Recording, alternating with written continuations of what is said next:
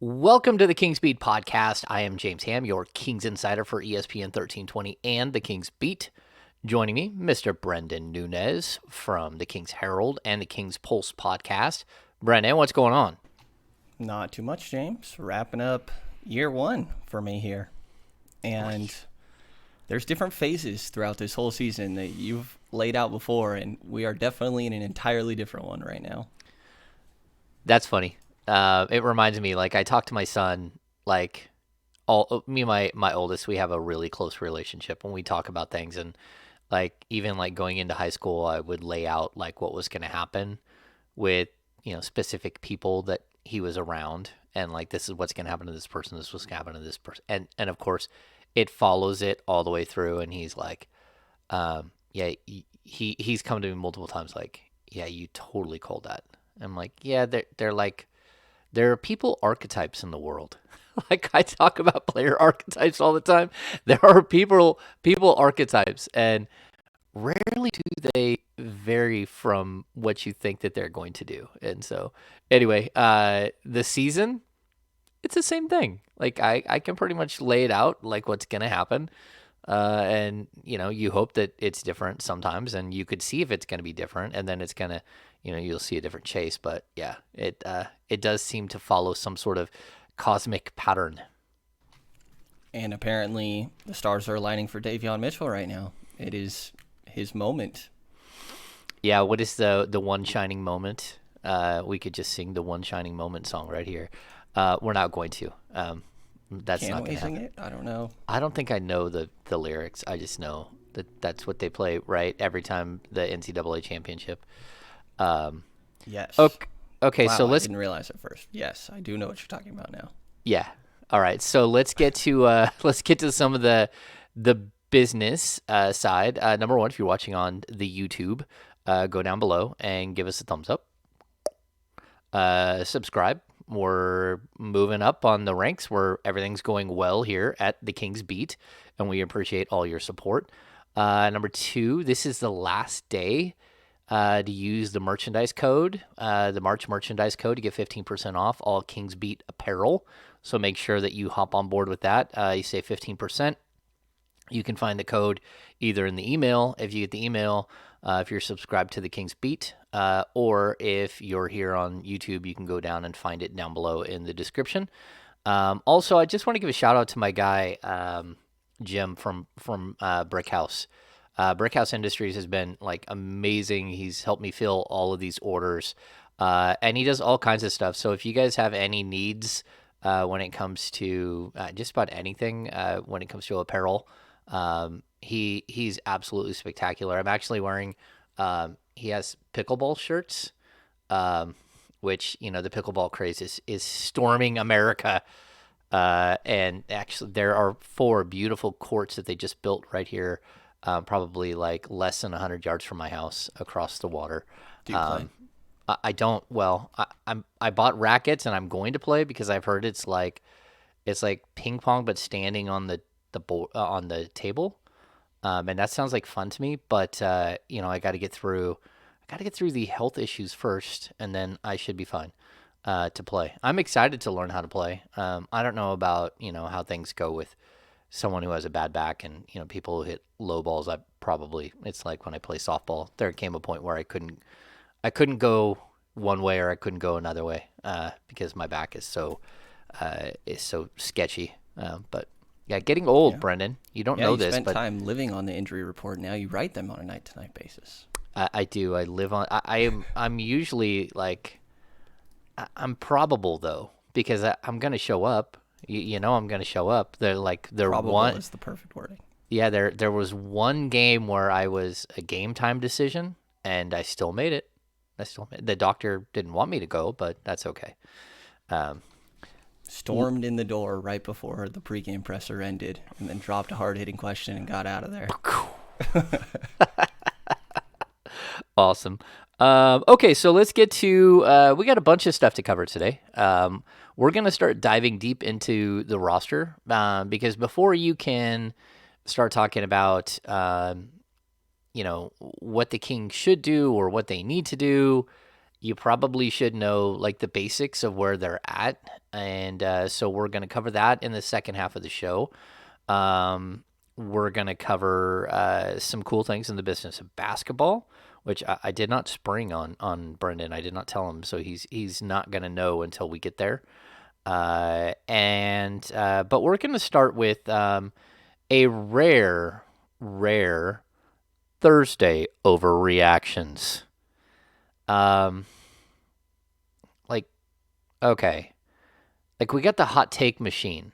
Like it's almost like there's a website for it's just like the NBA trade machine, but instead of trades that you can, and I think the latest one circulating through the Sacramento region on Thursday morning is that Davion Mitchell will be the starting point guard of the Sacramento Kings next season. I don't care who's on the roster. Brenden, your thoughts?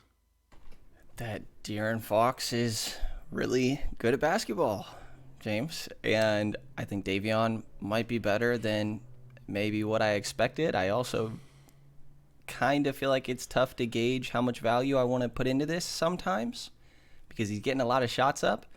But just, I feel like this is Davion's moment and it's deserved. It doesn't need to be also used as taking shots at De'Aaron Fox. It's interesting. I guess I didn't know that I took it as a shot on De'Aaron Fox as much as I took it as just a hot take. Maybe I'm wrong, but I'll tell you this: if De'Aaron Fox was playing, Davion Mitchell would not be doing what he's doing right now, and I think that's I'm not going out on a limb there. De'Aaron Fox is averaging like in the second half of the season like 20 shots a game. And having two players shooting that many shots or close to it is very difficult. But I also would caution everyone of the Ike Diagu phase of the season that we're in. We're literally in the Ike Diagu range, which means that somebody has to score because everybody else is gone. And so Davion is doing some amazing things, and he's beating just the top tier of the NBA, like the Indiana Pacers, the Houston Rockets, and other teams that are not going to the playoffs and want to lose basketball games. So, like, I don't want to bag on what Davion's doing because it's very impressive what he's doing. But I also know that this is Skal Labissière put up like 30 and 15 in a game in the last week of the season. He's no longer in the NBA. And he's like 26 years old. So Brenden, I would just caution everyone to look at what Davion is doing with the correct lens. The lens that this is a very specific time of the year where you're playing one of the worst teams in the league. You barely beat them. And oh, by the way, they sat Dennis Schroeder. They sat Eric Gordon. They sat Christian Wood. They sat Alperen Şengün. And you're going up against guys who, what did they, most of the game, they had like a 6'7" center, right? Yeah.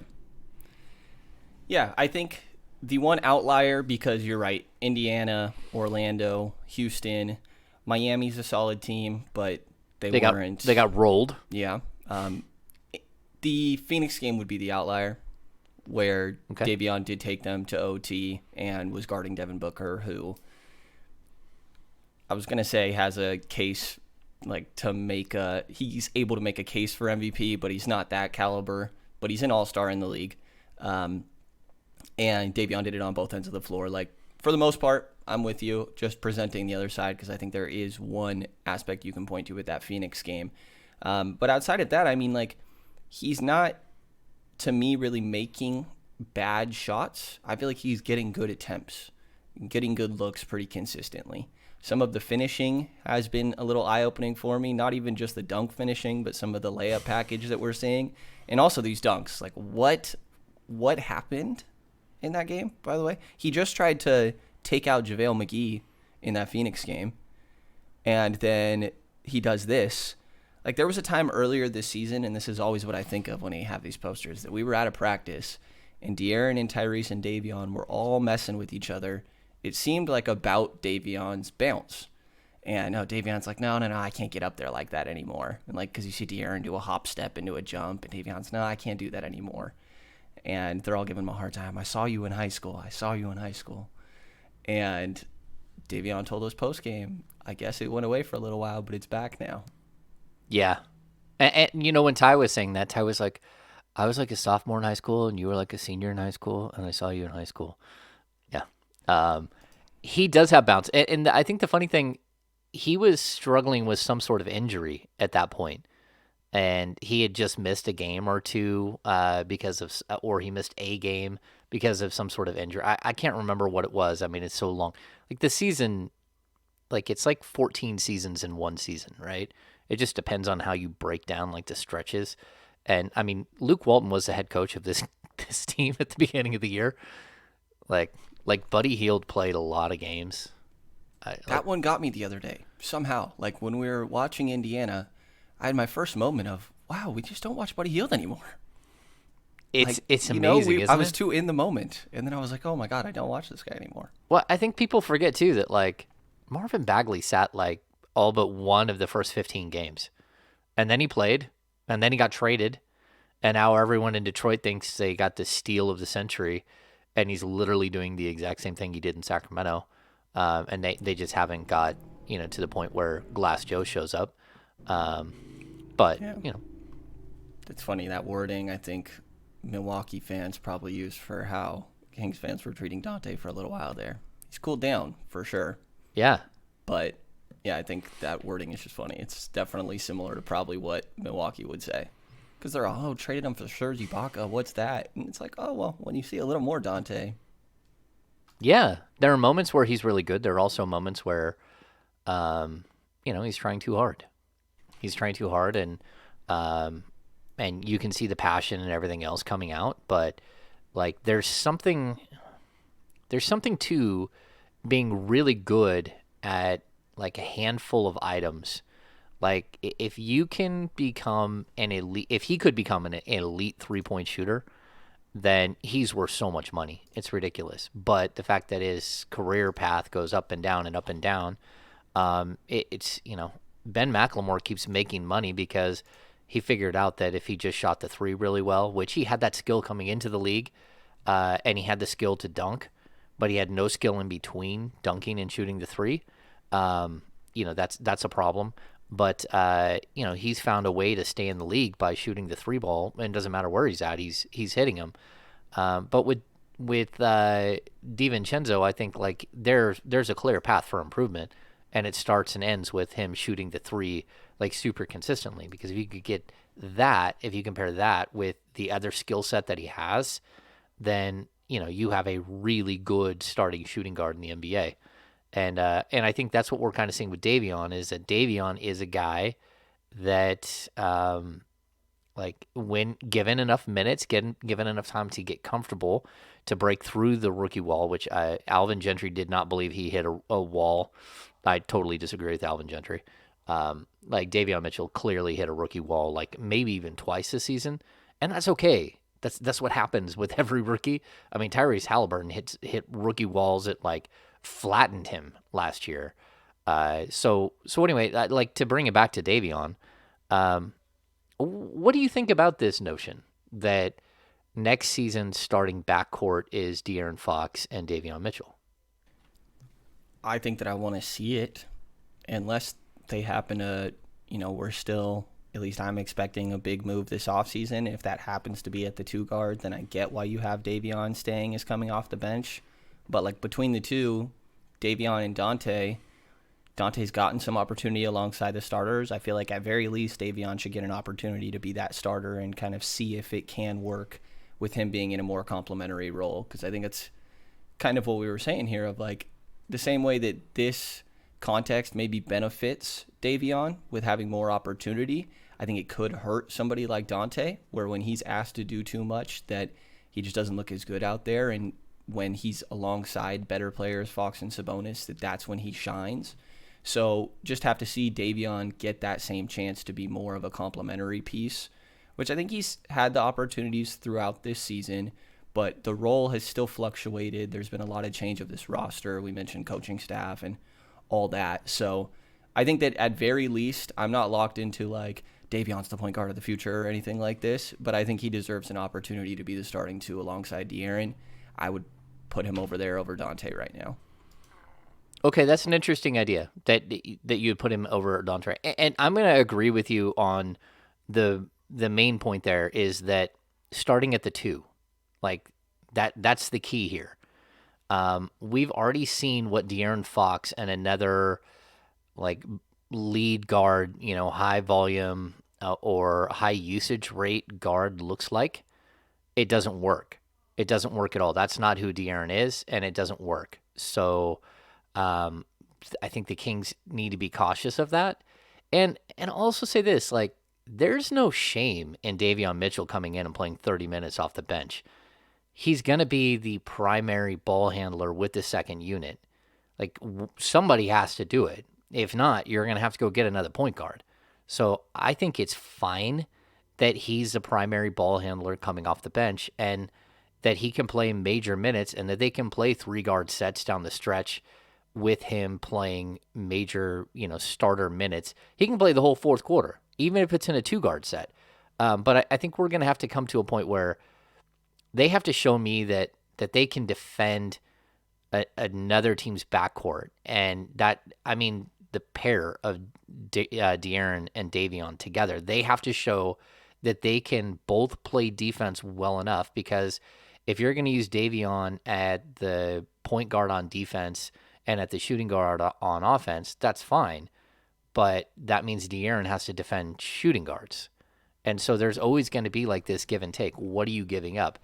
And I'll say that, like, when the first time I watched Davion play, the one player that he kind of reminded me of is a smaller version of Eric Snow. Like, I thought he could step in and be like Eric Snow to Allen Iverson. I thought he could actually be that type of player. And so for me, that makes sense that, you have a guy who does play defense, who has some ball handling duties, but who's really like opening, looking for open set shots and stuff like that. If you're going to play with De'Aaron Fox and Montes Sabonis, you're going to be an off the ball player. And so everyone who wants him to be like the starter, I'll just say, like, you're very much limiting what Davion Mitchell can be if he's a starter. Because if he's a starter, he's starting alongside those two who are primary, like, heavy usage players that are going to be orchestrating everything. And it's almost better if Davion is coming in off the bench and doing what he does as a second team guy who's leading that second unit, in my opinion. And then, you got to figure out what you're going to do at the shooting guard position. But I think there are options there. Yeah, I think that you're going to need to probably give yourself some options for sure with that. I definitely see why. Yeah, Davion as the backup one, I think, is very fitting for him. I also, like I said, wouldn't mind him at the two. I think that kind of how you deal with that, like you said, offensively, De'Aaron has to be your initiator still. De'Aaron and Domas. And that would leave Davion as more like a complementary wing guard on offense.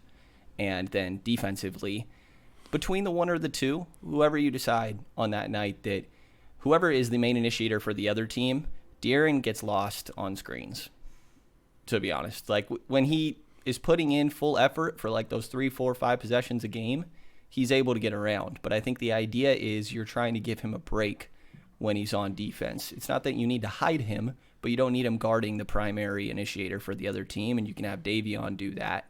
And some teams will still make De'Aaron be involved if they have two good guards like that. But I think more often than not, it's like night-to-night basis of where can we have De'Aaron save a little bit of energy, have Davion be the one fighting through screens the whole time on defense. Yeah. No, I mean, look, this team is like, it's completely incomplete. Like, if that makes sense. Like, this just, you get a giant INC on this roster.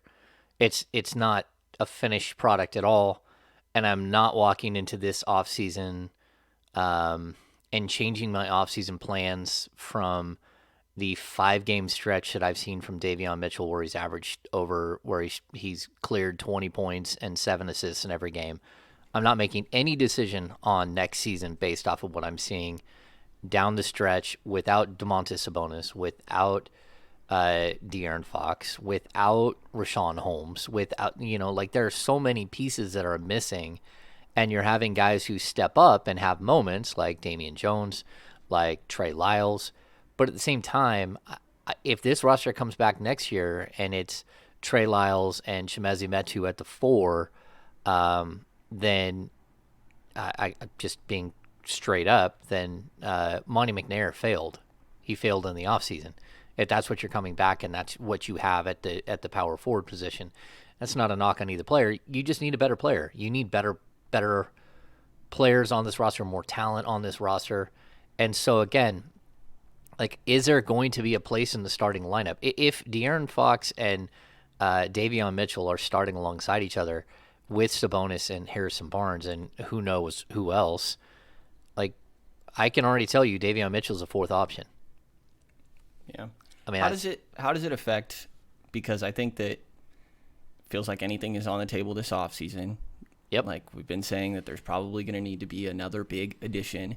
How does this stretch change how you view Davion as a trade asset if he were to be involved in conversations? And, not advocating for anything, but everything is going to have to be on the table this offseason. I would say like De'Aaron and Tomas, if those 2 guys got moved, I would be shocked. Outside of that, like, you have to have the conversations. But how does this change like your trajectory and how you view Davion going forward? Yeah, I think what we saw at the trade deadline was very specific. That Monty McNair valued assets over the human side, right? Like everyone in Sacramento loves Tyrese Halliburton, but as an asset, Halliburton had become good enough that you were able to go get Domantas Sabonis for him. And I'll be honest with you, like 2 weeks ago, 3 weeks ago, I saw it all over the Kings fandom. I saw it. People are like, well, I'm okay if they trade Davion Mitchell this offseason.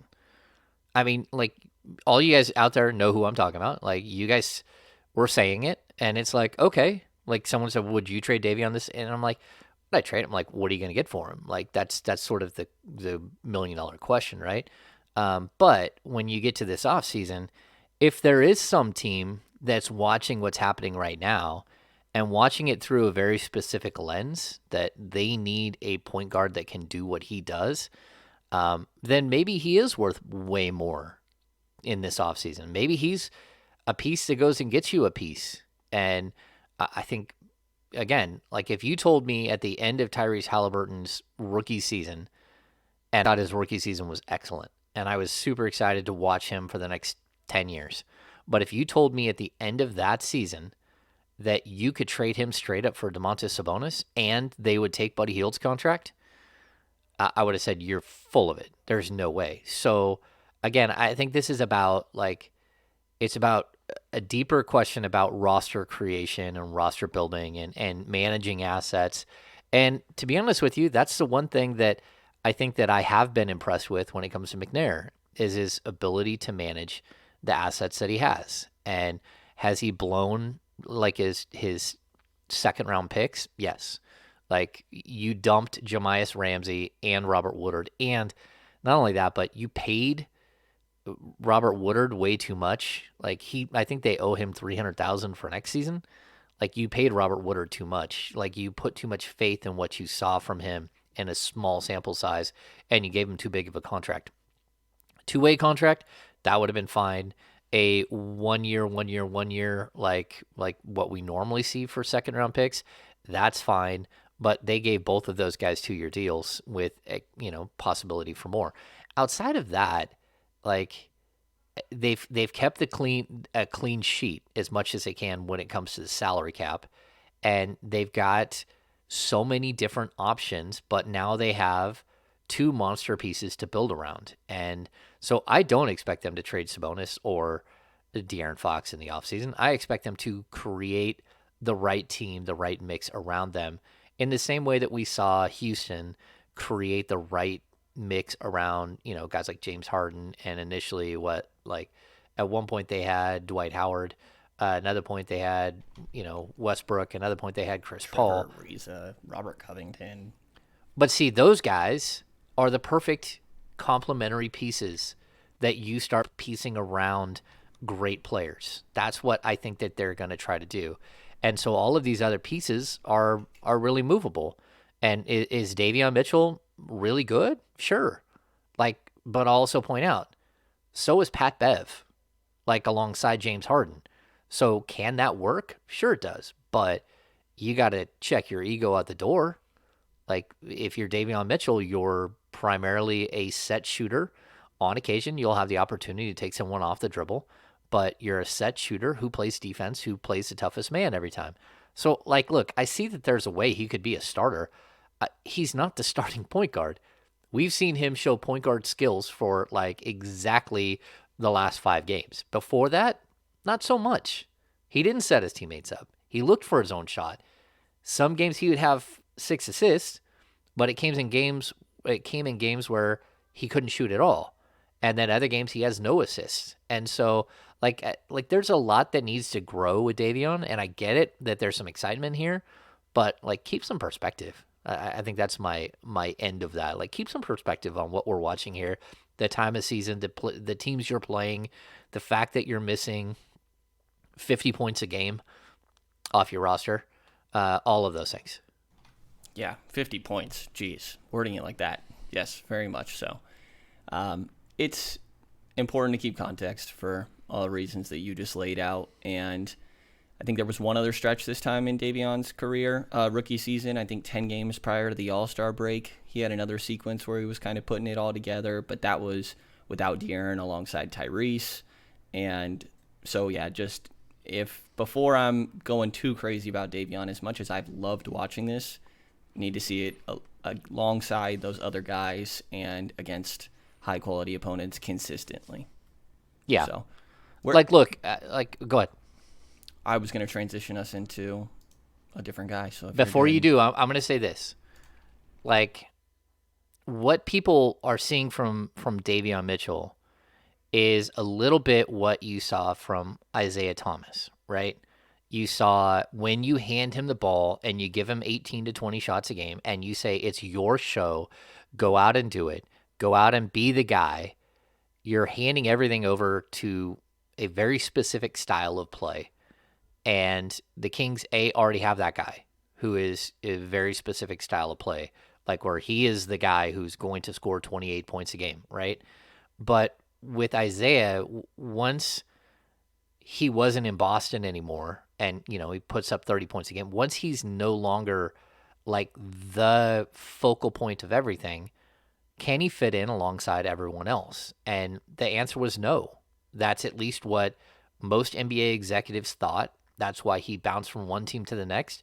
It's why he ended up out of the league. Of course, he had the hip injury, so I'm not going to take that out as well. But the problem is that no one wants to hand their entire franchise over to him again. And that's, again, it's partially because of the hip injury, but it's also about the style of play. Allen Iverson worked in one specific place. Outside of that, it was a little iffy. It was super iffy. No one else wanted to fully give in everything. And so what we're seeing is Davion getting a moment to be the everything. He doesn't even have, De'Aaron doesn't have that opportunity to be everything because he still has Sabonis. Even in the past, he had Harrison Barnes and Buddy Hield and Rashawn Holmes. He had support players that actually did quite a bit. Well, Davion's doing this right now with Damian Jones and Trey Lyles as his sidekicks. And I think that should probably be something that should sink in. That's who he's playing alongside. Yeah, and I think that same conversation kind of applies to those other guys, right?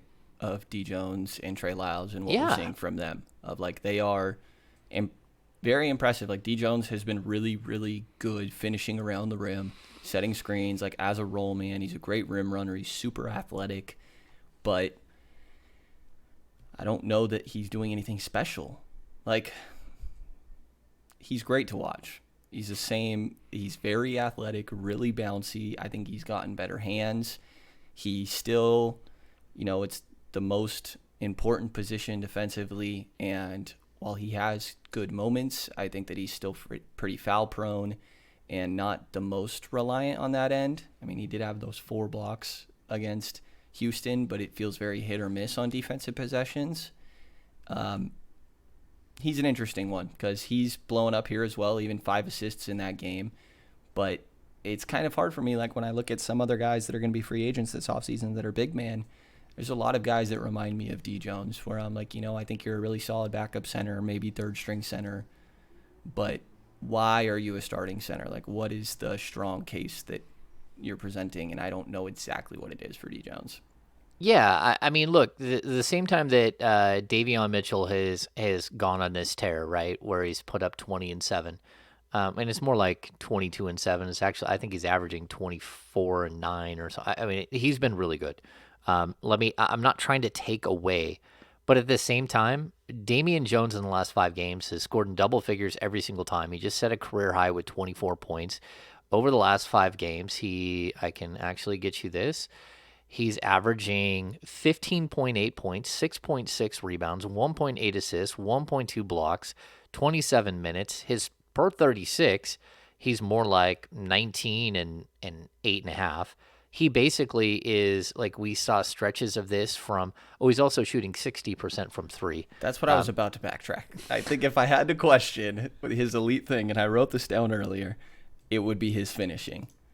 Because that 64.7% from the field, Rudy Gobert is shooting 71%. Jared Allen 67. After that, Montrezl Harrell 64. Like, that's a ridiculous, impressive percentage. And it's not all super basic looks. It's not just all dunks. Sometimes it's kind of flexible finishes around the rim. But yeah, I don't know. Maybe I'm downplaying it.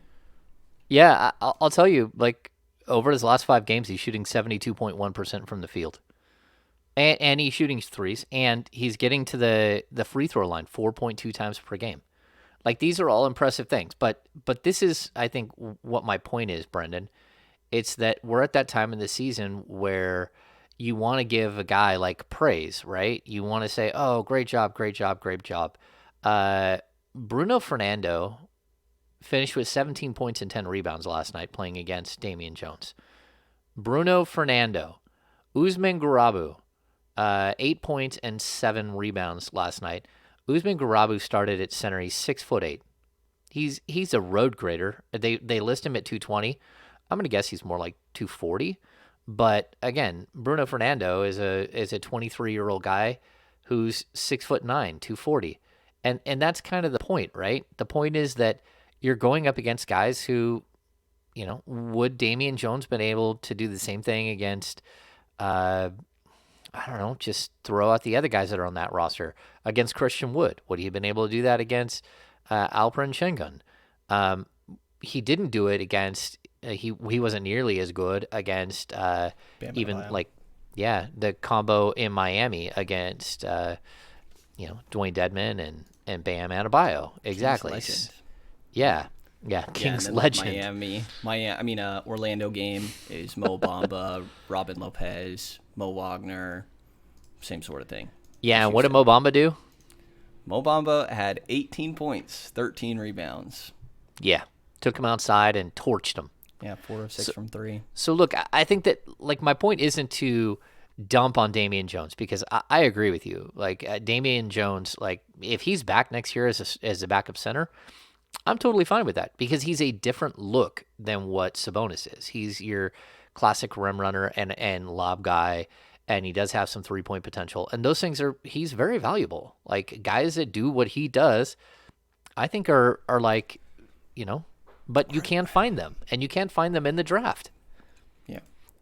They're valuable to on-floor contributions. League-wide, their value's not that high. No, not that. I don't mean like money-wise, not money valuable. I mean to roster construction. Like, having a guy like that is good. Yeah, it's just other free agent bigs: Thomas Bryant, Montrezl Harrell, Chris Boucher. We talked about Mo Bamba going into restricted, JaVale McGee. How much are you losing if you go in one of these other directions? How much you're losing if somehow you trade down from number 7 to number 15 and you end up with Mark Williams from Duke? Like, Right. maybe And not. how much should you be prioritizing your backup center when maybe your best player is a center that's going to be playing 35 30. minutes a night and he's not playing alongside another big? I mean, maybe. I don't think he should. No. I'm with you. And then on top of that, I'll say this. Like, there is something there with Nemias Queta. Like, the Kings believe that there's something there with Nemias Queta.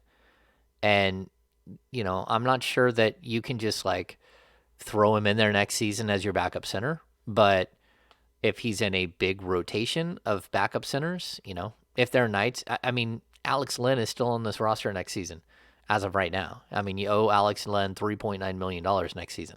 So there's a possibility that he's going to be there as well. I think we're just like, it's a heavy dose of reality, right? Like, I want to like try to center people, like say, look, if Davion Jones does not make it back to the Kings next year, on next year's roster, it's not the end of the world. There are a lot of players that are like him out there that you can go out and get. And you have a much better version of Davion Jones sitting there in Rashawn Holmes. Like, he is a much better version of Davion Jones. Like, he can actually defend the perimeter better and stuff like that. So anyway, yeah, I think it's an interesting discussion on like roster creation and where the Kings should go from here and how they should use their money and all that stuff. I mean, if Davion Jones is back on a 2-year, $4 million deal next season, that's fine with me. I think he's earned his spot in the league. He's one of the 450 players that should be in the league next season. He's a good basketball player that deserves, an opportunity somewhere else or with Sacramento. It doesn't matter to me though. It's like I'm okay either way. I think he's done enough to be in the league. He hasn't done so much that I said, oh, this is like a game changer if they lose him. Yeah, I forgot Tristan Thompson was on the team earlier this season even. Yeah, the Kings had a few centers. Yeah, at least a few. Maybe more than few. But yeah, I know that we think they need wings on this roster as well. Like, desperately need wings. What caliber of wings do they currently have?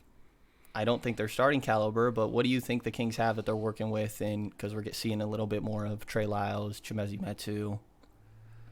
Okay, so if I'm talking wings, are we talking threes? Are we talking 2 threes? What are we talking? I was thinking like 3-4s.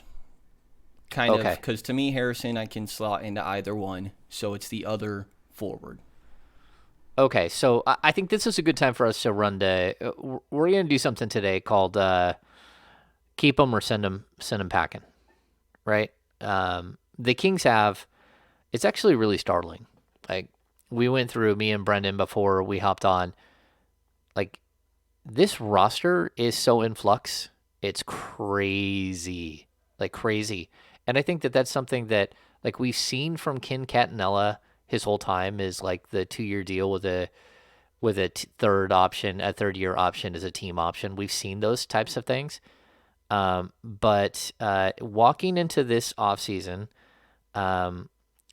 these are the guys that are entering the final year of their deal. Mo Harkless at $4.6 million. Alex Len, $3.9 million. Trey Lyles, the Kings have a team option at $2.6 million. Justin Holiday, $6.3 million. Harrison Barnes, $18.4 million. Davion Jones is unrestricted free agent. Chimezie Metu has the Kings have a team option at $1.9 million. Terrence Davis is at $4 million in the final year of his deal. Josh Jackson is expiring, and Dante Divincenzo is a restricted free agent with a $6.6 million qualifying offer. So we're basically looking at 1, 2, 3, 4, 5, 6, 7, 8, 9. Oh, that's 10.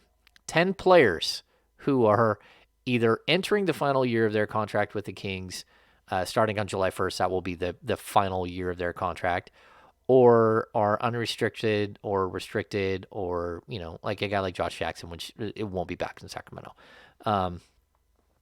It's pretty crazy, right? Like, you're looking at 2/3 of your roster that's going to roll over or has potential to roll over. Yeah, and it's not the easiest to kind of fill in after that. It's like if we go through the guys that are still on the team, there's still some very noticeable holes that need to be filled. It's not like you just need second string guys. You still need to find other starters. And just clearly there's about to be a lot of change with this team. And this is an area where I will be like a little critical of Monty. Okay. I think that in the time that we were waiting for him to make a big splash like the Sabonis deal, that the idea is that the previous trades we'd seen of, he had an offseason or Bogdan Bogdanovic walking for nothing, Rashawn Holmes kind of still being around, and then there's also DeLon Wright for Tristan Thompson. The Terrence Davis trade hasn't gone amazingly, even though there's an injury there. Like, Dante doesn't feel like an amazing piece. Like, I think that in the time that we knew we were waiting for a splash was the moments to also just work on the fringes of the roster. And I think that we're seeing a lot of the guys are still really big question marks. Like, there's still really other big holes. I thought that maybe felt a little bit better about, when they just make one splash, the complementary pieces will feel a little bit better. And maybe they need one more addition to bump, Harrison Barnes on down to have less responsibility. And then maybe it makes a lot more sense. But I think that while we were waiting for the splash, Monty did have some time to make changes to the fringe of the roster that don't look all too great at the moment. They also don't look horrible. Yeah. I would counter and say that trading Marvin Bagley and getting back Dante Divincenzo and what it ends up being and Trey Lyles, that to me is still a coup, because at least you have options with both players for next season, and you did not have options with really you didn't have options with Marvin Bagley. But you also knew what you had and knew that it wasn't working. Trey Lyles, at least, I think, fits, even if he's like a third, fourth big on a roster, I think he's still fine. Like, I think he brings enough to the table that and his contract is nuts. I mean, a team option for $2.6 million. I mean, that's absolutely spectacular. So let's start there. Keep him or send him packing, because the Kings this is the easiest one. They can just not pick up a $2.6 million option on Trey Lyles and let him walk. Yeah, I'm picking that up. I think that it's really good value. Like you said, maybe Trey Lyles doesn't do much next season, but I think at $2.6 million, I'm not feeling fed up about that going into next year. Like I just said, you need to hit on the margins, and I guess that this qualifies, but I'm with you that I think Trey Lyles is a fine fourth big, and somebody needs to be that guy.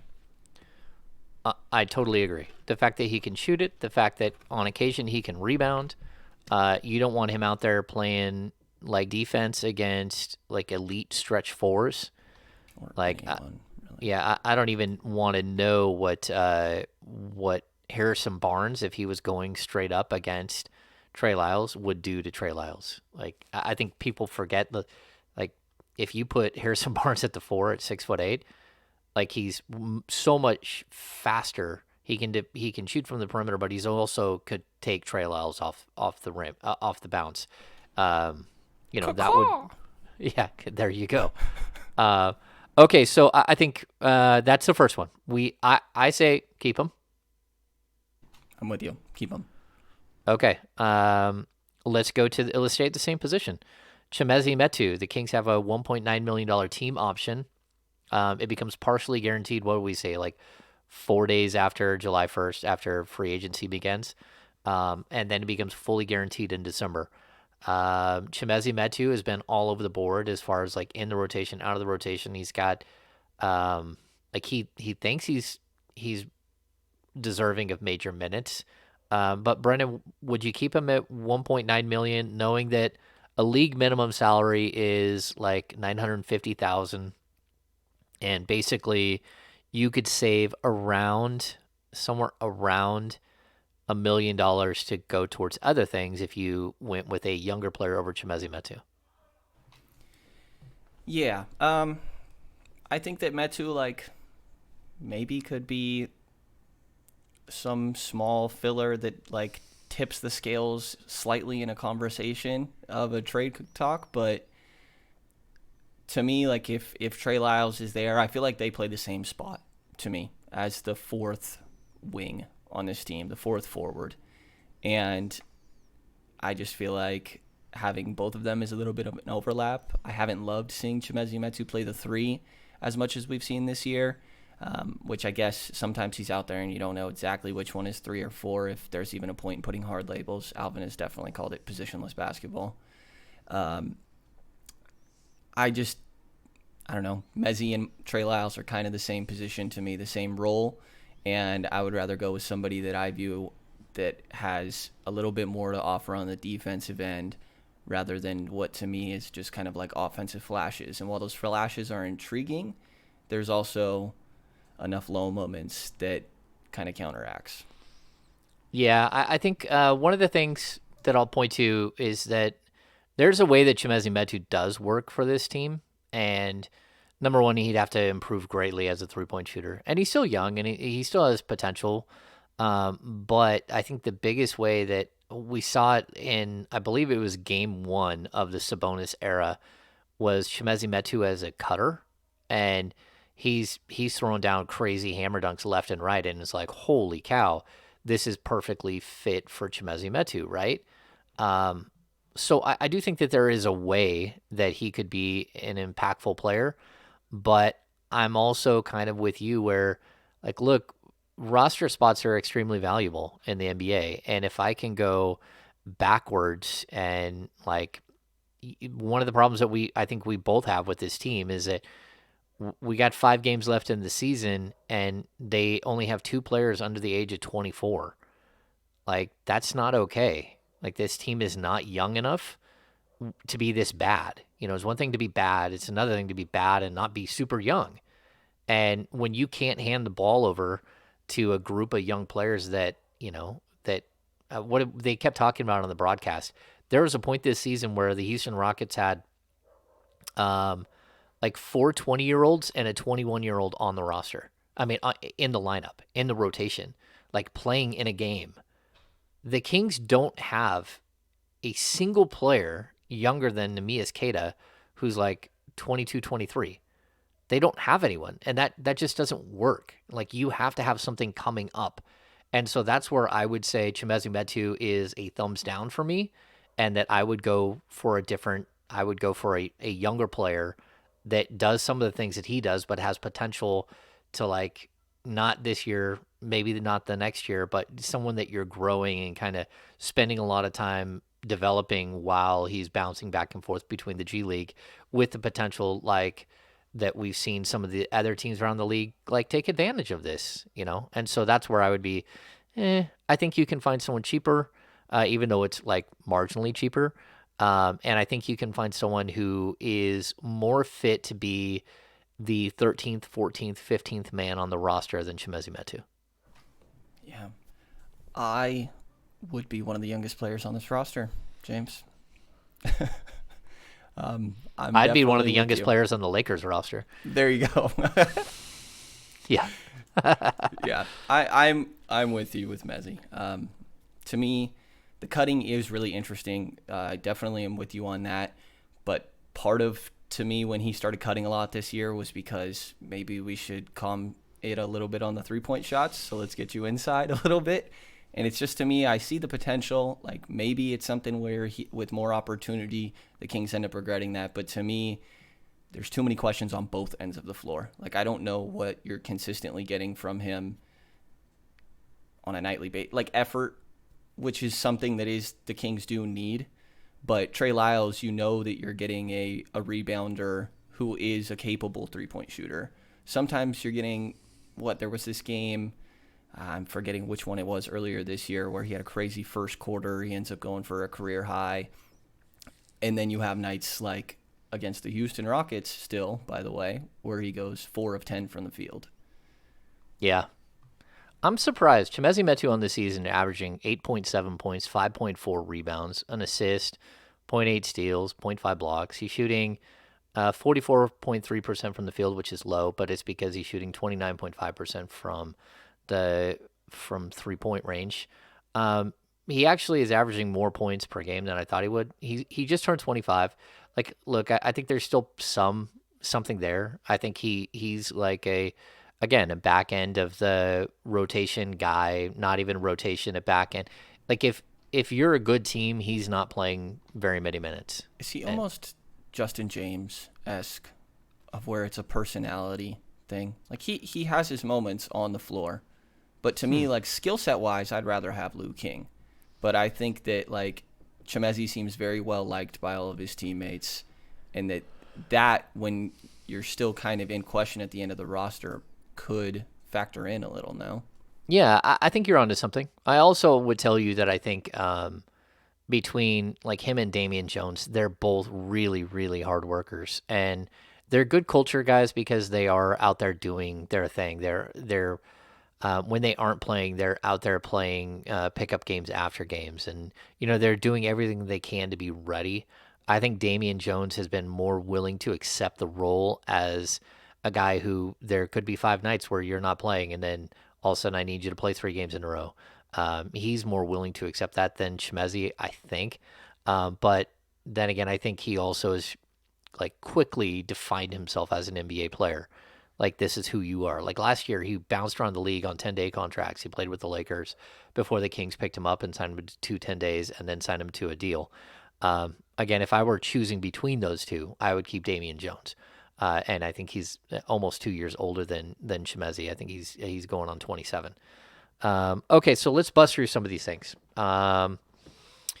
Keep him or send him packing. Mo Harkless. He's on. The Kings are on the hook for $4.6 million. We haven't seen a lot of Mo Harkless, especially in the second half of the season, but he kind of feels like to me one of those players that if you're able to improve the roster greatly at a couple of spots, he might be more valuable than he is right now. I agree. I mean, between all of them, I've kind of thought that Harkless has gotten underplayed this season.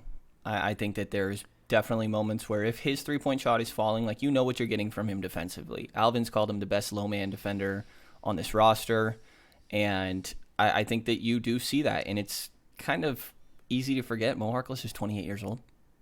It's Yeah. not like maybe he has lost a step since his time with Portland, but it's still not like he's old out there and expecting to be aging in these passing years or anything like that. So I think to me, difference between him and Mezzi, for example, and Trey Lyles. Trey, you know what you're getting on offense, and actually, I guess you know what you're getting on defense too. It's just not exactly what you would want. Chimezie Metu is a question mark on both, and Mo, you know what you're getting on defense. Offense is a question mark on a night-to-night basis, and I think that the team really needs defenders at his size. So I think that I would keep him around. I don't mind if he's included in a deal. Certainly don't mind. He's not somebody I'm like really desperate to hold on to, but I think that if I'm making the decision, I'm keeping him. Interesting. For a lot of the same reasons, I think it depends on how the roster is constructed, how they attack this offseason. What you can't have is like 3 players like Mo Harkless that are non-offensive players completely. And you brought up the fact that, if he shot the 3-point better, that, it would be even, you'd want to keep him even more. But the fact is, if he shot the 3-point shot better, then he would be an extremely valuable piece that the Kings couldn't afford. The fact that he's, shooting 30.7%, but, he's a complete non-factor on the offensive end. If you do the right things and you build the roster around them, I'm okay with him being like the fourth 3-4 combo player that you have. So again, Harrison Barnes, Mo Harkless, Trey Lyles, and throw in like a much better player than that, a big time player that you can actually, that's going to be playing 30 something minutes a night to go with the 30 something minutes a night that Harrison Barnes is going to play. I'm okay with that. That makes sense to me. And so I would keep him, but I'm going to say the situation has to be right in order to keep him. And I'll even point out, like, there was a point, I think the Kings were 9-9 when Mo Harkless started. I don't know what their record is now when Mo Harkless starts, but it's not that far off of 500.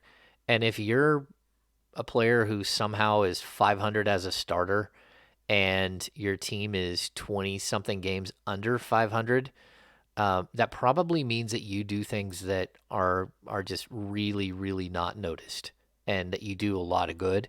Um, but I'll also say this: I don't know that you can have him and Dante Divincenzo and Justin Holiday on the same roster. That's Yeah. just your back end of the your 5 through 10 in the rotation, or even your 8 through 12 in the rotation. I don't think it is good enough. Like, Yeah. Good point. I mean, the shooting for sure, because yeah, you're right. He's extremely up and down throughout his career, and I guess it'd be banking too much on like, oh, maybe you get a good year.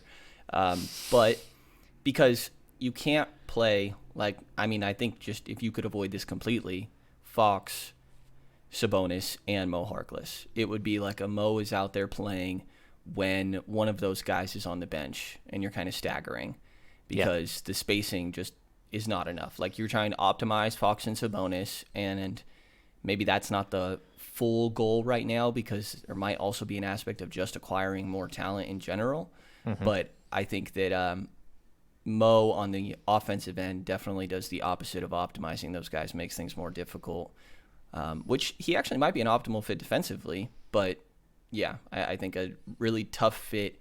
We saw a lot of guys going into this year where it's like, oh, well, I see how it works on one end of the floor, and the other's still a huge question mark. And I guess Mo definitely fell into that. I'm with you. Definitely don't think starter, but I wouldn't mind him as that fourth big yeah. I'm okay if he's on wing. the roster. I think there are also ways to get around him being on the roster and still being solid. Okay, Alex Len, 3.9 million.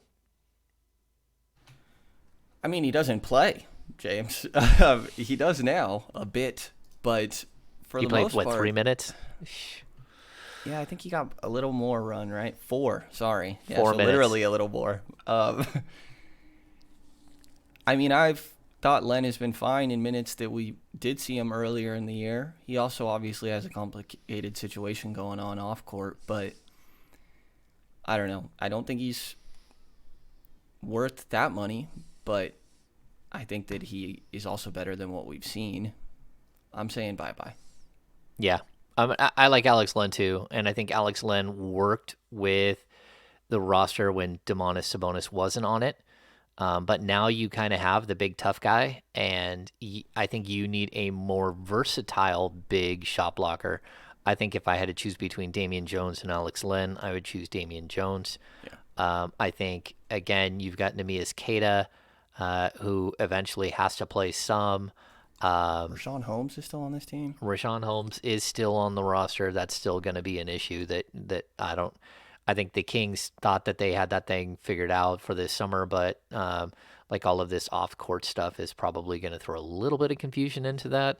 But at the same time, like he's not the only player in the NBA with some sort of off-the-court issues that has been moved, and I don't, I think they'll still be able to find a home for him. Yeah, I'm gonna also say like yeah, I would not keep Alex Len. I think again, his contract is small enough. His skill set is solid enough that again, you package him and Mo Harkless, you're looking at 9.5 million. And then the Kings have all of these other small contracts that you can actually package together and come up with a $20 million trade chip of expiring contracts. And I think there are going to be teams that are looking to split up much larger contracts into digestible, three small contracts that they can dump players. Okay, so let's move quickly. We've already covered Mo. We've covered Alex. We've covered Trey. I believe we covered Trey. I'm a thumbs up on Trey. You're a thumbs up on Trey. Yep. Let's get to Justin Holiday. 6.3 million. I think everyone thinks I hate Justin Holiday, and I don't hate Justin Holiday. I think Justin Holiday is like a super cool dude. He's actually like I've had great conversations around him, and like even when we are having media sessions with him, he's really bright. He's really articulate. He's a really good, solid veteran guy. He just hasn't played well at all for the Sacramento Kings. Where are At you all. at with him? Yeah, at all. He's been really bad. Like, and I don't think that he's this bad of a player. I echo everything you said every time we've ever interacted with him. Like the very first day that he was traded, Obviously, Sabonis was the highlight, but instantly it's like, oh, Justin Holiday is really well spoken. Yeah. And yeah, it gives us good answers, and yeah, you definitely don't have to reach when you're talking to him or anything like that. And I've heard, good things about how the other guys on the team feel about him. It just hasn't been enough. Like, he's the prototype that you need. He just doesn't do it well enough. So to me, I kind of look at him as that 6.2 million combined with Rashawn Holmes gets you to almost being able to match a guy that's 20 million sort of range. And to me, like, when I'm making my fake trade packages, it's pretty often combining Rashawn and Justin to be able to make the finances work. And then going from there. Justin Holiday makes you sick. Heard it here first. I couldn't get to the mute button quick enough to sneeze. Yeah, I mean, you bring up something really interesting there. Again, 6.3 million, and when you package that with Rashawn Holmes is at 11.2, so you're looking at 18.5 million. Well, 18.5 million plus or minus 25%. So what do we say? 18.5 times 1.25. That can get you a $23 million player. You can get Jeremy Grant. I know people feel a type of way about that name, but I think that's, someone we've heard thrown around, and it's like you can get a substantial piece for that sort of salary.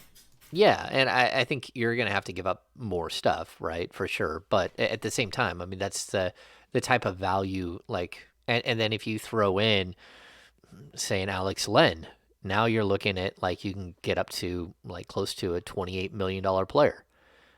So, again, I think that's a way that if a team like Atlanta can't figure out a way to pay everybody, and they look at their salary coming up and, like, cringing, that's where, if you're going to throw in your first round pick and you can go chase a guy like John Collins and give them valuable pieces that they can go do other things, or that are expiring contracts that help them.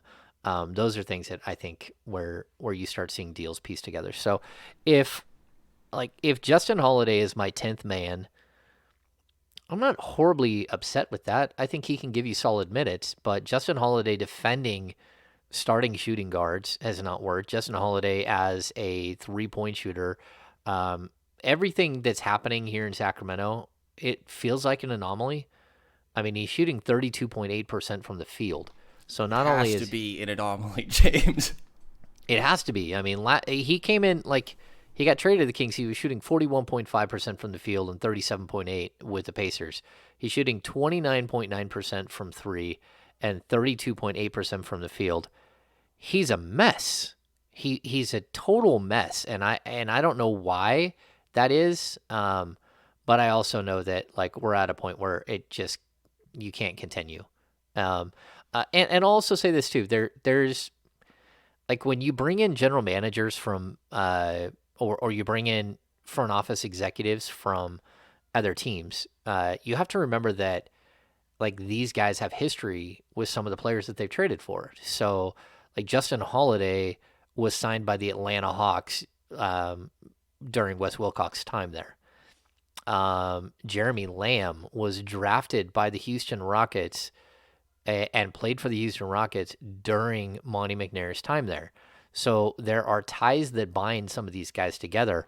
I'll also tell you this: Justin Holiday was a groomsman in Harrison Barnes' wedding. Because they played together on Golden State. They played together on Golden State. Alvin Gentry coached both of them. Yeah, so there are all these ties that bind some of these guys together. And I'll even say that Alex Len, probably during Wes Wilcox's time with the Atlanta Hawks, I'd have to look and make sure, but it's around that time. Yeah, so a lot of like ways, 6 degrees of separation. So we got done with Justin. We've already discussed Davion. We've discussed Chimezie. What about TD? Yeah, Terrence Davis. Where are you at? Take lead, James. Where am I at? I kind of want Terrence Davis back. Like, If Terrence Davis is healthy and right, I think he can be a complete spark plug. And I think it's possible because of his ability to shoot the three that he fits in better than some of the other guys that we're seeing. Like, I think he's an upgrade. His energy, his athleticism, he's an upgrade over a guy like Justin Holiday. He doesn't have the full skill set of a Dante Divincenzo, specifically on the defensive end, but that doesn't mean he doesn't try hard. I just kind of want to know if there's a better shooting guard situation out there. If you're coming back and your four guard rotation is uh, De'Aaron Fox, Dante DiVincenzo, Terrence Davis, and Davion Mitchell, It's not good I, enough. I don't think that's good enough. I think each of them can bring something, and I think you can score a ton there. Like I think you could probably between DiVincenzo, Davion, and Terrence Davis, you can probably get 36 to 40 points a game. And part of that's off the bench, part of that's a starting crew, and then you match that with what De'Aaron Fox is bringing. That's actually pretty solid, but I'm just not sure if it's enough. Yeah, I'm not sure either. I think that we've seen TD be fairly inconsistent this season. Mm-hmm. Also, a guy whose role fluctuated a lot. I think we've seen that a lot throughout this season with a handful of guys on this roster, and I think that affects guys. I'm with you. If those are your four guards, that's your guard rotation going into next season. I don't think it's good enough unless you really made some improvements at the wings. But there's still all those wings that we just went through, and they just have to. One of these spots we needed a significant upgrade, which I think we've said, we've known, and to me, just those four guys is not quite enough. I don't know that I love any of them as starters, and you need none of them at the same time to me either. I mean, Outside of Fox. yes, Yeah. outside of De'Aaron, for sure. Yeah. Yeah, I don't think it's good enough of a guard rotation. And I also don't like that none of them I feel good about even playing the three either and kind of fluctuating that. Maybe Dante. I guess they've seen TD do it a little bit maybe here and there, but I He don't feel like started we've a couple seen of much games. of a three guard rotation this season. There's been stretches, but I don't know. Need more size to me.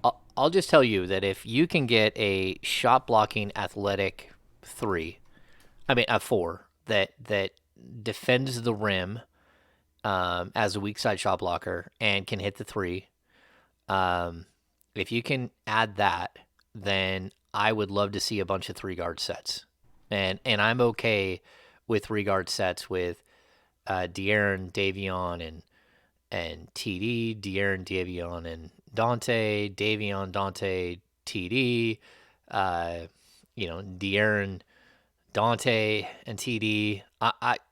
I'm intrigued by all of those. I think that the problem that the Kings had is that Rashawn Holmes was not right from the beginning of the season, and that it's tough to play that type of up tempo, crazy three guard sets with Harrison Barnes because Harrison Barnes is a really good 3-point shooter.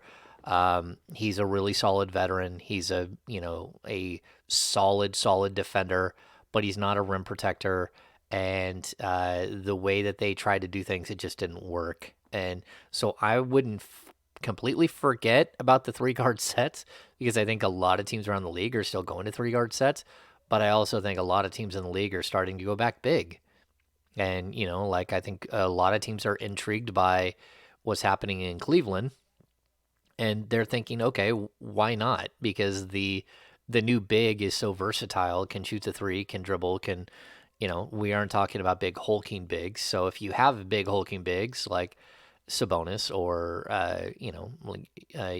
Valanciunas or Memphis is doing it too. yeah, Steven Adams. Like if you have a bunch of these bigs, right, that are big bigs, then you have to have this. That again, Jaren Jackson. You need Jaren Jackson if you're gonna have a Sabonis, and that's just not what Harrison Barnes is. So, Yeah. um, yeah, I'm gonna I say guess my final. Sorry. yeah. Go no, go ahead. My final thing on the guards is that you commit to those four, you are betting on your improvement being at the wing. And like we saw last offseason, I think there was a complicated timing that led to Sacramento having a whole lot of centers on their roster. And if you go through with those four and then realize the improvement that you can make because you're sitting at the draft and Jaden Ivey is the guy that's available, or you really like Benedict Mathurin or AJ Griffin, then all of a sudden you have a really big logjam that you're working with. And like we just don't know where the upgrade is going to come is kind of where I'm at. Yeah. And I worry that you put yourself in a position where you're overloaded at one spot and wasting guys' potentials like assets. Yeah. No, and I can see that, and I can see that, like, if we're saying that we're not sure if those four are good enough, that means that you might need a fifth, which we don't think that Justin Holiday should be that fifth. But what does that mean for Davion Mitchell? Like, I think everyone thinks that Davion's going to play close to 30 minutes a game next year, whether it's as a starter or coming off the bench. I also think we know that De'Aaron Fox is going to play 35 minutes a game next year. Now, whether he plays 82 is another question. But, you start adding the minutes up, and it's like you can't – it's complex. The guys that you have might be able to fill the smaller roles that you have that you're looking for, but they still don't do the things that you have to have for this roster to work, which is be knockdown three-point shooters. Like, be 3-and-D guys. Like, that's what you have to have. And then we also got to that point early in the season when we're just like, they just don't have enough shot creators. And I think part of that was because Terrence Davis just wasn't playing well and wasn't able to be a shot creator and stuff like that. I think he's a little different. I think Dante Divincenzo is a little different. Although Dante Divincenzo, we've talked about like the erratic shooting, from the outside. He has been so bad at the rim. Holy cow, it's bad. So, yeah, it's just one of those things that. It's where Dante's been tough for most of his career, even in Milwaukee. Just didn't have, all too many driving opportunities playing off those other guys. And he's still not a guy I've given up as like the starter of this team moving forward. I'm not saying that I'm betting on that, but I think that's the thing with all of these guys is that you're like, well, if X, Y, and Z happens, then yeah, they can be the starting two. And, maybe if you make enough bets, one of them's bound to work. But at the same time, I'd rather have something that feels like more than just a bet. Give me a sure thing. I'm with you. Josh Jackson won't be back. I think we know that. Dante DiVincenzo, he's got a $6.6 million qualifying offer.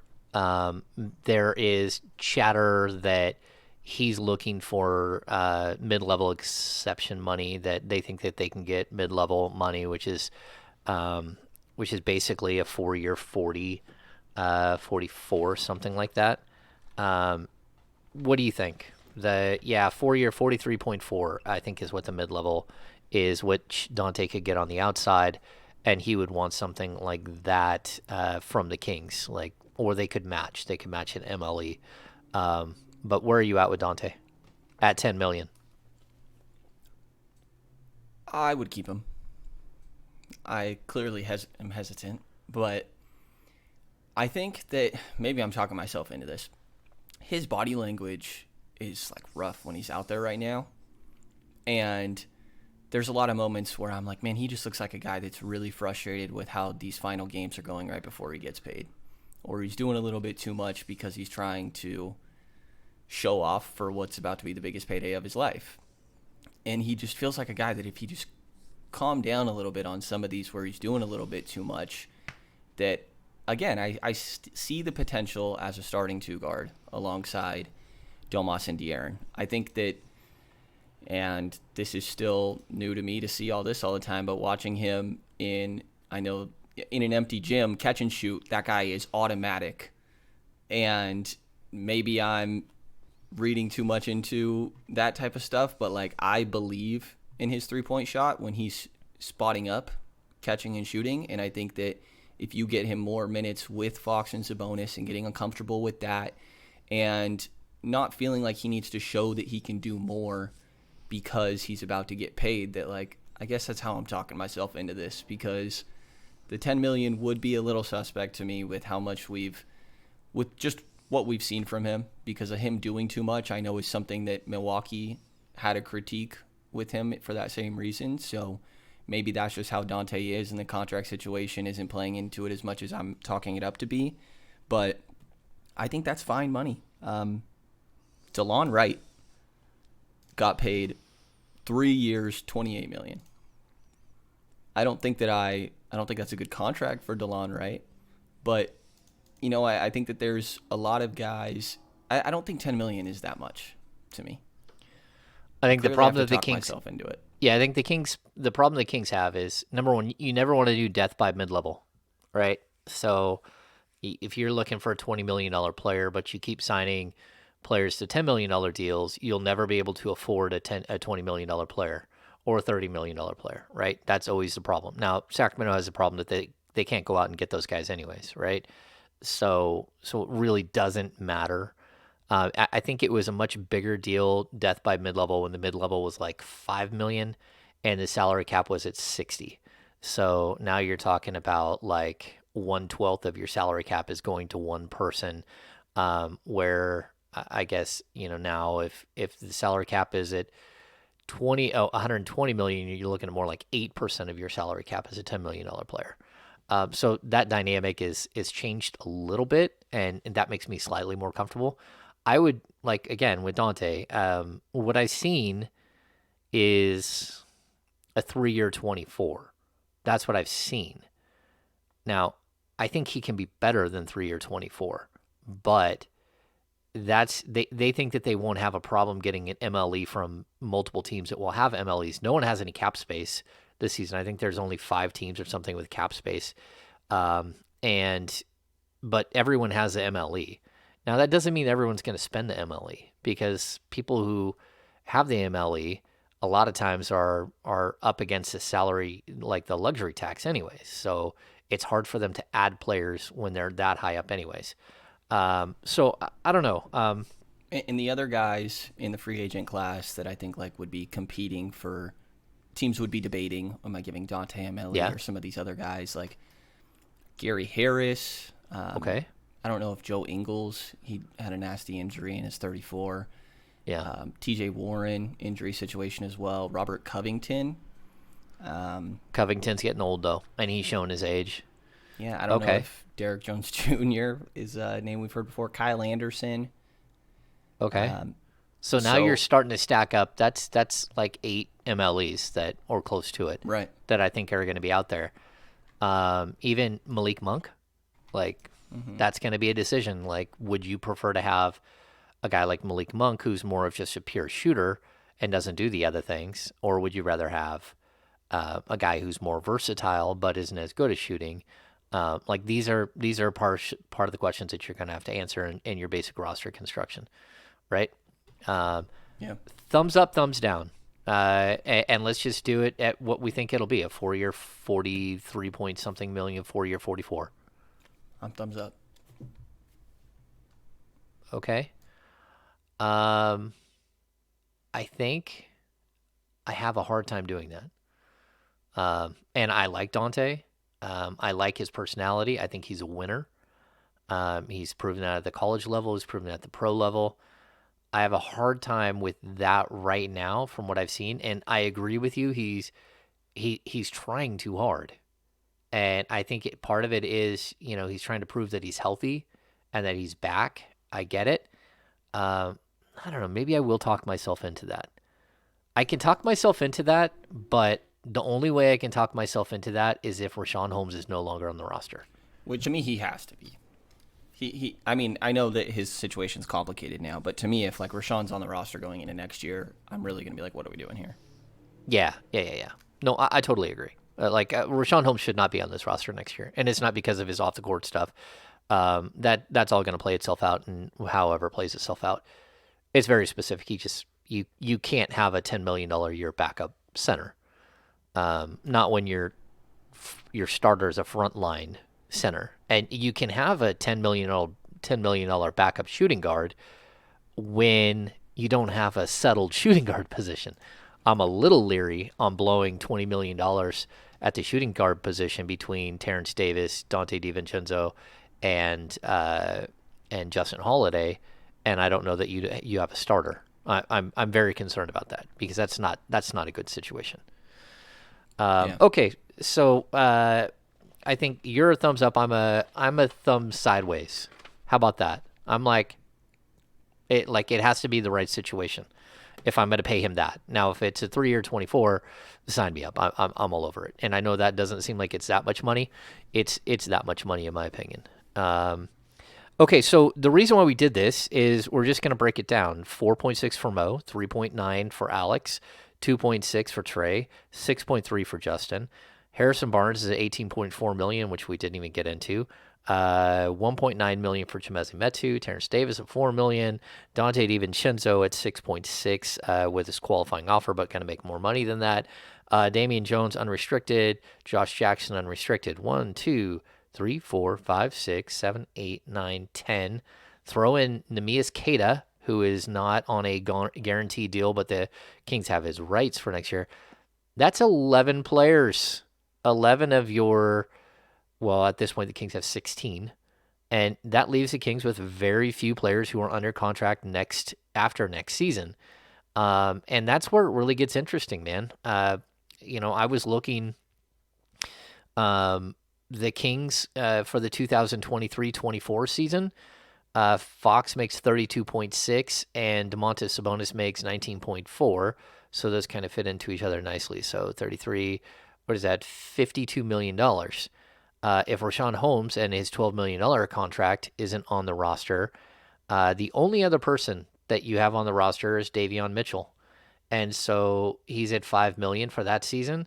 And so you're literally looking at $57 million in dedicated salary, not for next offseason, but the offseason after that, the 2023-24. And that means that you're going to be, I don't know, close to $70 million under the cap. This season, the players that we mentioned, if you just look at, what they make right now and all that stuff, you have Fox, you have Harrison, you have Sabonis, Rashawn, Justin, Davion, Mo, Terrence Davis, Alex Len. So we're talking 1, 2, 3, 4, 5, 6, 7, 8, 9 players under contract. Those 9 players make $102 million. You start adding in Trey Lyles, Metu, Nemi, and Dante DiVincenzo. And that number gets you very close to your $122 million salary cap. So you would still have a mid-level exception. You could still go out and do something with that. You'd still have your biannual exception, which is basically to year 8. So you could improve the roster, but you couldn't improve it greatly without making trades and doing a bunch of other stuff. So when it comes to salary cap, I love the salary cap. We're going to talk about salary cap stuff in the coming weeks as things start to heat up, like specifically heading towards free agency on July 1st. I'll add in the Kings have a $4 million trade exception for the Tyrese Halliburton trade. They have a $1.6 million trade exception for the Marvin Bagley situation. Those things come in handy because they can, be part of a much bigger deal. And so I think that there's a lot of ways that the Kings can improve their roster. And that brings us to our final segment, which is the business of basketball. Brenden, are you ready? I am ready, James. That was tough. Are you ready? Ready. All right. The business of basketball. There are 3 major ways to improve an NBA roster, right? Trades, draft, free agency. Which one would you focus on this offseason? Knowing that, again, if you don't retain Dante DiVincenzo, you repel like some of your rights to other people that without trying really hard, you could get to roughly $19 million under the cap. And then if you try to clear out cap space, like you did a trade on draft day and got rid of, say, 3 of your $4 to $6 million players, and all of a sudden you got 30-something million dollars in cap space. There are ways that this team could actually clear up a ton of space. That's why we bring up the discussion about all of these guys who are unrestricted free agents or restricted free agent or expiring contracts and stuff like that. So what would you do? What would you focus on? Trades, draft, or free agency to improve this roster? I would do everything in my power to rig the lottery Okay. because to me, the answer is trades, but it depends on where you fall in this draft. If you're falling top two, or Chet or Jabari are there at if you're 3 or 4. Like personally, I'm doing that. After that, like to me, it has to be trades. I'm not putting that much value into their potential 20 million. I think do what you can with the MLE, and for me, it's going to have to be Rashawn Holmes, and I mean the most common package again that I do is Rashawn Holmes, Justin Holiday, and then your first round pick, and seeing what you can do from there. Or if you have to include Harrison Barnes because his finances are greater than what you're talking about with the other two, like sure. I think obviously you try to do it without that, so that way you still have the quality starter that is Harrison Barnes on this team. To me, the answer is a trade. A lot of it has to do with how their first round pick falls in the lottery, but to me, I'm expecting that we just hear Sacramento included in so many trade conversations. Yep. Okay. Now, what would you do though? If it were you, not like what do you think they'll do? I would do everything I can to go get John Collins. I think that by the end, if we see that maybe that price is unreasonable or Atlanta's not trying to move him, it's not the most popular. I don't mind Jeremy Grant. I think he's a 3-and-D big wing that this team needs, almost like a best version of Mo Harkless's prototype. And I don't hate it. I could talk myself into trading Justin Holiday, Rashawn Holmes, and probably would have to be like, can you do next year's first round pick with protections? Yeah, And with then also protections. bring in your draft pick, like I think that that's probably the way that I would try to go about that.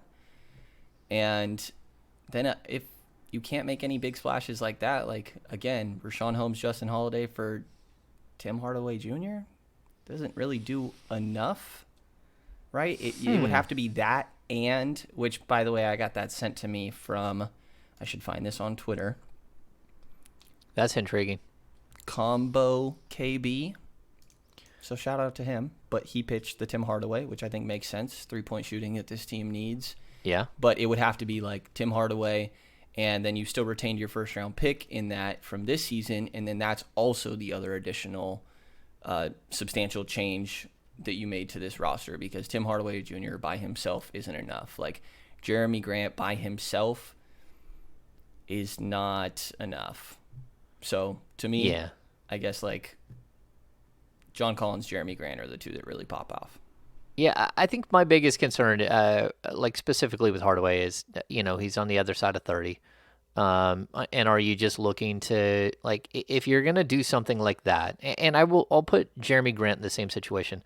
Hardaway is owed 19.6 next year. He's on a declining scale contract, so 17.9 and 16.2. So he's under contract for 3 more years. And I think he's going to be serviceable. I mean, he's coming off an injury, clearly. And I think he would be serviceable for the next couple of years. I like Hardaway. I think there's a lot that could be had there. I just am slightly concerned about being upside down on my roster as far as age. And I think the Kings are already heading towards that, where they have to actually do something to, like, they do have to do something to get younger. Like, we do need to see them do something, even if, like, this season, I think they have 2 second-round picks.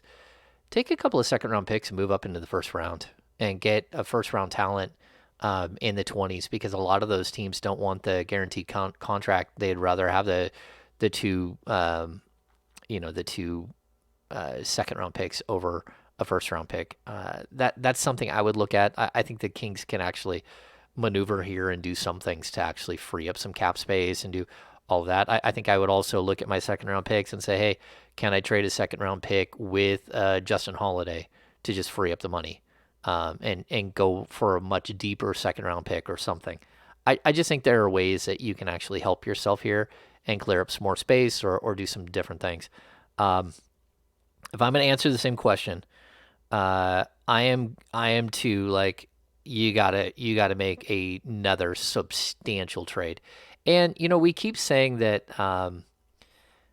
everything has to be, you got to set up next season, so then that way Domantas Sabonis is going to want to sign an extension next summer. I'm also going to add in Harrison Barnes. And I know this might not be like the most popular thing ever, but what Harrison Barnes brings to this Sacramento Kings team, I don't think that they can just replace. Like, if you bring in Jeremy Grant's a good player. He's kind of an equal to Harrison Barnes, like as far as play, like ability. Again, we can use like 2K ratings to look at two players and say, like, they're in the same ballpark as far as players, the skill level, what they bring to the table, all that. I think that the Kings need to do something dramatic that also makes Harrison Barnes go, okay, I like what's happening, and I'm willing to sign a 2 or 3 year extension, because that would happen this offseason. Harrison Barnes is going into the final year of his contract. He's making 18.6 million. I think that it's not as big as a Sabonis thing, but it's still big. You still, if you sign Harrison Barnes to a 3 year, say $45 million deal, that's 16, 15, and 14, and that's what he's making as a 31, 32, and 33-year-old. I think that that's a really good bargain for what you have. But the only way that happens, I almost guarantee it, is if you prove to Harrison Barnes that you're actually serious and you're going to build something. And I'm not sure that this team can do that. But if they can, then, like, my first move is to make a huge move. My second is to go to Harrison Barnes and try to lock him up longer.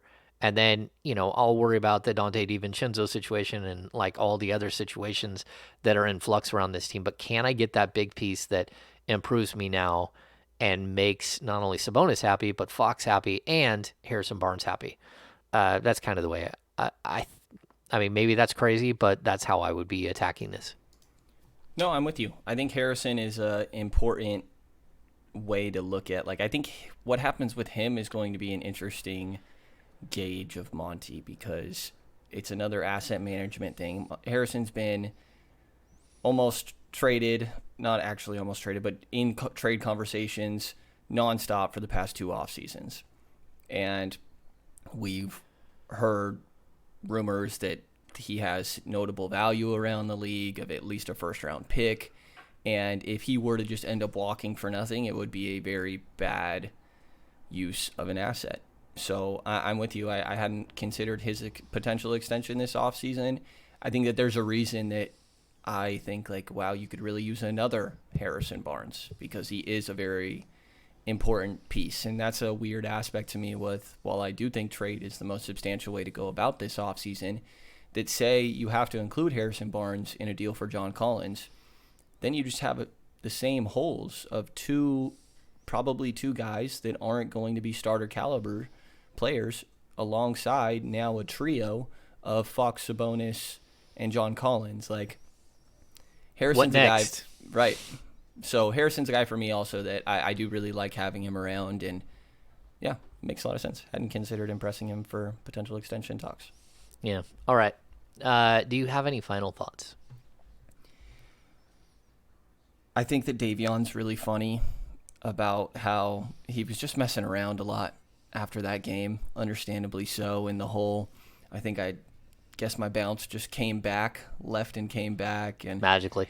it's just, I love that you can see him holding back a smile sometimes because he's trying to stay professional. So I think this has been fun for multiple reasons of seeing Davion do this. I want to see him continue to come out of his shell, and not just his shell a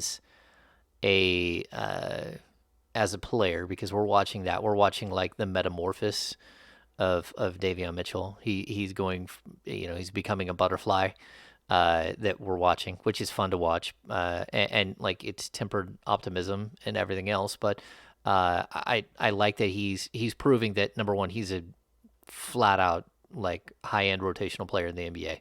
He's a top 6 rotational player, whether he's a starter or whether he's not. I mean, that's a discussion it's much more complex and layered, but still, I'm enjoying what we're seeing. Okay, so outside of that, let's see. If you're still watching, we've been running these a little bit longer than normal, but if you're still watching, number one, give us a thumbs up. Go down and give us a subscribe on the YouTube channel. Also, make sure you're jumping on board with the King's Beat. Premium subscriptions are like, I mean, at this point, Starbucks is almost up to a cup of coffee at $7.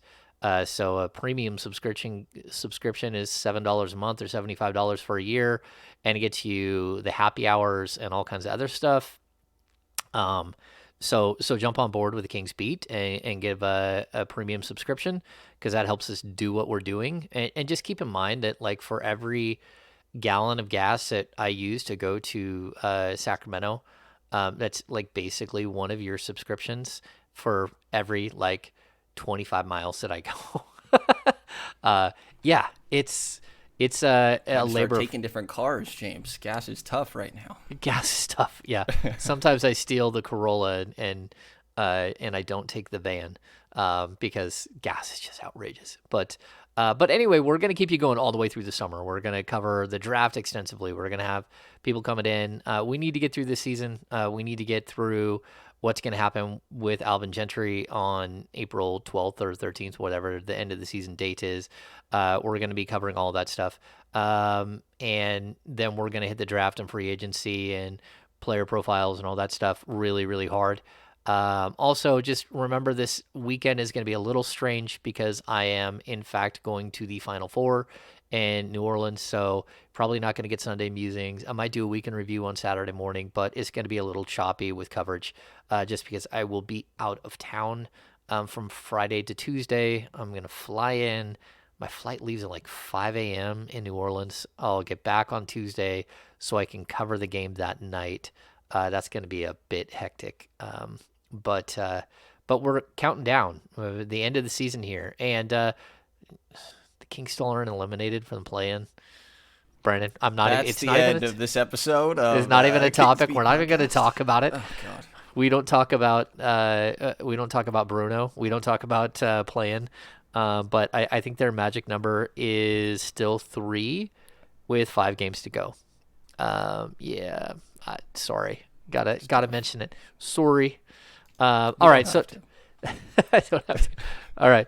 Well, that's going to do it for this episode of the Kings Beat Podcast. For Brenden Nunes from the Kings Herald and the Kings Pulse Podcast, make sure you're listening to the Kings Pulse Podcast. I am James Ham. We will see you sometime next week. It's going to be in flux because of the Final Four, but we'll see you sometime next week.